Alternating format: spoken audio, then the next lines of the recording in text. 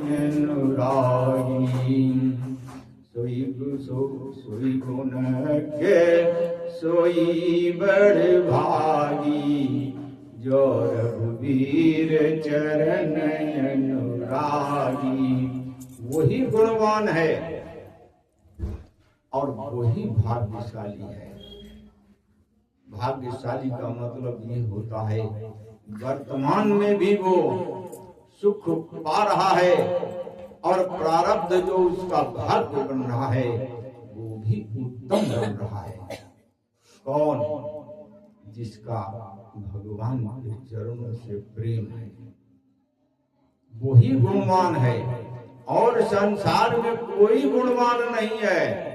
संसार का ज्ञान कितना ही प्राप्त कर लो, उससे लाभ बिल्कुल नहीं है।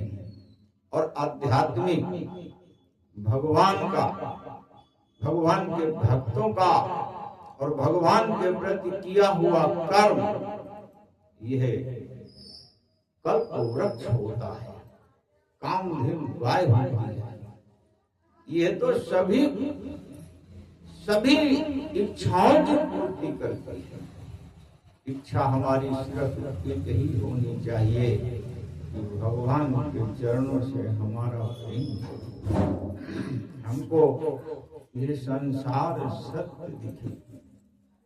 देखो, अभी भजन कर रहे थे कि चारपाई बाहर डाल दी जाती है, हमारी कोई सेवा नहीं करता है जब हम माया के बंधन में जाते हैं। ये तो सत्य है, इसको झुठलाया नहीं जा सकता है। क्योंकि एक तरफ माया है भगवान की, माया है भगवान की जो हमको भगवान से दूर करे, हमारे अपने स्वरूप से दूर करे, वो भगवान की माया होती है। तो एक तरफ तो भगवान की माया है और दूसरी तरफ प्रभु जी हैं। तो जब हमने भगवान की माया को स्वीकार किया तो दुख का मार्ग तो हमने उसी समय पर चुन लिया था जिस समय हमने परमात्मा का त्याग किया और माया की शरण में गए। और जब हमने परमात्मा का त्याग किया उस समय के बाद में हमारा जितना जीवन होगा वो दुख में जाएगा, और कितना दुख मिलेगा ये भी नहीं कहा जा सकता है। लेकिन अगर हमने माया का त्याग किया, क्योंकि माया भगवान की कोई ऐसी नहीं है जो दुष्कर हो, जिसके बारे में कहा गया कि ये इसका त्याग नहीं हो सकता, इससे दूर व्यक्ति नहीं हो सकता है। आजकल जिन लोगों को भगवान के चरणों में वास्तविक प्रेम नहीं है, वो इन बातों को करते हैं कि भगवान की माया से दूर जीव नहीं हो सकता है, शरीर माया का है तो भगवान से दूर कैसे हुआ जाए। अरे भगवान की माया ये सब भगवान के अधीन होता है। तुम जब हृदय से प्रेम भाव से प्रभु जी को पुकारोगे तो ये माया तुम्हारे पास नहीं आएगी, ये खुद अपना रास्ता बनाएगी दूर जाने का। और भगवान के प्रेम में तुम्हें भी मार्ग मिलेगा कि तुम भगवान की माया से सदा दूर हो। काम, क्रोध, मद, लोभ, ईर्ष्या, द्वेष, यही तो भगवान की माया है। हम क्यों किसी से क्रोध करेंगे? अगर हमारा किसी ने नुकसान किया है तो हमारे अपने संस्कार नहीं किया है। यह ज्ञान होना चाहिए।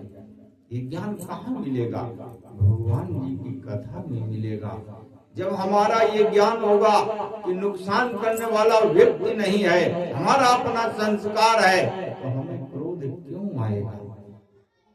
जब संपूर्ण संसार में हर व्यक्ति अपने कर्म का ही फल भोगता है तो हमें ईर्ष्या दोषी किस बात का होगा?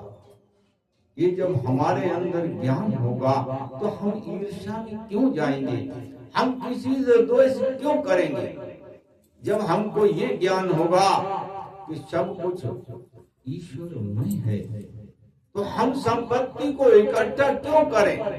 हम धर्म परायण कार्यों में अपनी संपत्ति को लगाएंगे, लोग हमारे पास से चला जाएगा।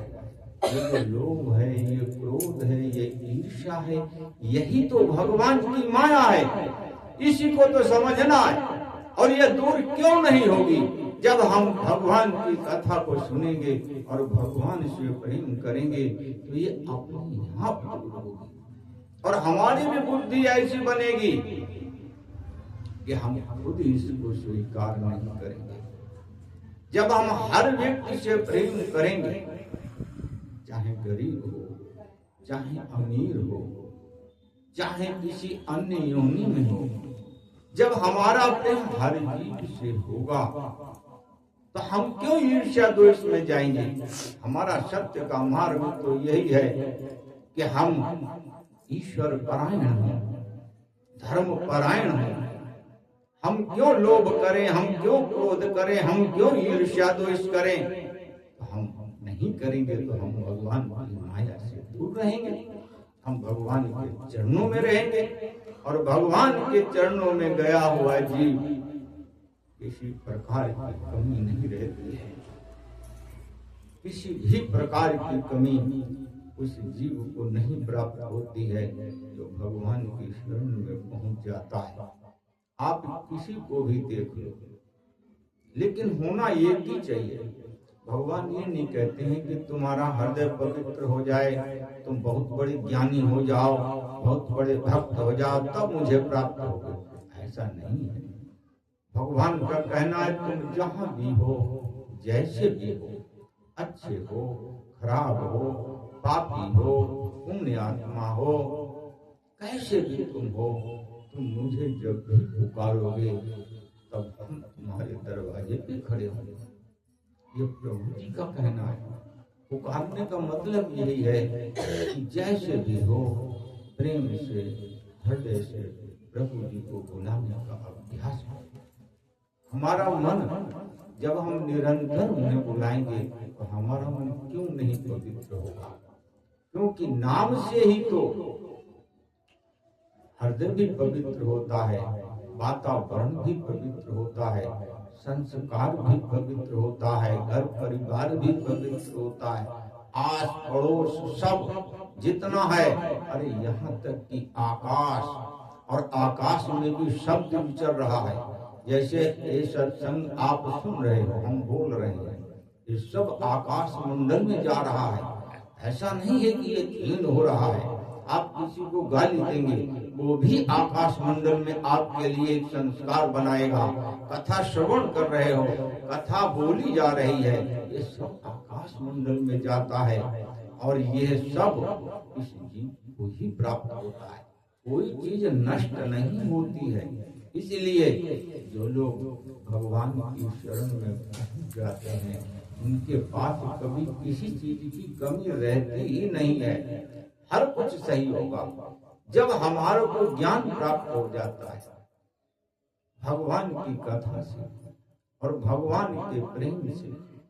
जब हमें ज्ञान प्राप्त हो जाता है तो किसी चीज की कमी रहती है। ज्ञान ही तो एक ऐसा है जो हमें बताता है कि तुम्हारा ईश्वर तुम्हारे लिए हमेशा तत्पर है। ये ज्ञान बताता है। और जब ये ज्ञान बताता है हमको और हम ज्ञान में रहेंगे, क्योंकि हम किसी से ईर्ष्या नहीं करेंगे, द्वेष नहीं करेंगे, हम झूठ नहीं बोलेंगे, हम धर्मपरायण जीवन को अपने जिएंगे, तो क्यों हमारे पास दुख का साधन आएगा? दुख का साधन आएगा ही नहीं।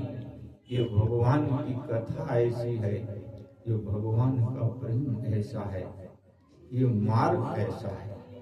और श्री गणेश कहाँ से होता है जानते हो?